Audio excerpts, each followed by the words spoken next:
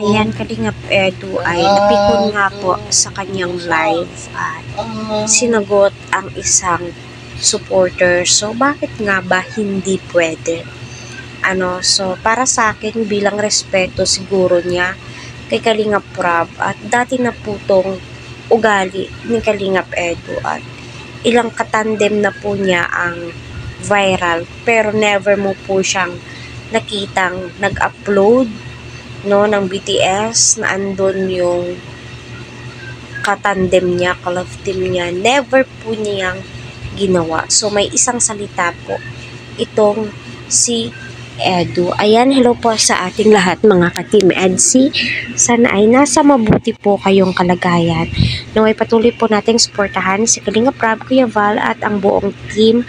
Huwag po natin skip ang kanilang ads. Para sa ganun po, ay marami pa pong kababayan po natin ang kanilang matulungan. So, di po talaga to maiiwasan, EDS, na magtanong ang mga EDSI supporters, bakit nga ba hindi mo pwedeng i-vlog, i-live, i-update kami, kay Beyonce? Kesyo naman daw, yung iba ay may upload at nag-a-update po sila, nagti-TikTok pa nga daw. Bakit ikaw mismo pinagbabawalan ka nga ba?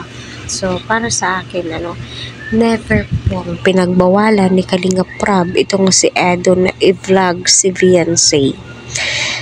So, bilang respeto po ni Edu sa kanyang pinsan na si Kalingap Prab, mas pinipili po niyang hindi mag-vlog at mag-BTS kay Edu kahit pwede naman po. Kasi yung iba open nga po, open po sila magbigay ng bulong, mag-behind the scene.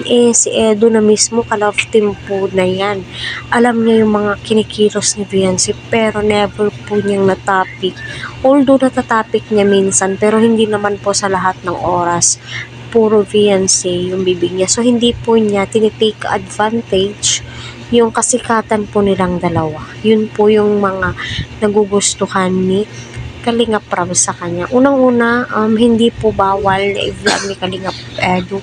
Never po siyang pinagbawalan ni Kalingap Prab na i-vlog yung mga beneficiary po niya at especially yung mga nakatandem po ni Edu. Wala po. Hindi po yan pinagbabawalan ni Rambagkos, nire-respeto po ni Edu itong si Rab. So, ganyan po kabait itong si Edu. Kaya nga po binibless siya at patuloy po siyang minamahal ng kanyang mga supporters. At kung nasagot po kayo ni Edu patungkol nga po dyan, papasensyahan nyo na po. Huwag nyo na pong pilitin itong si Edu na gawin yan, diba?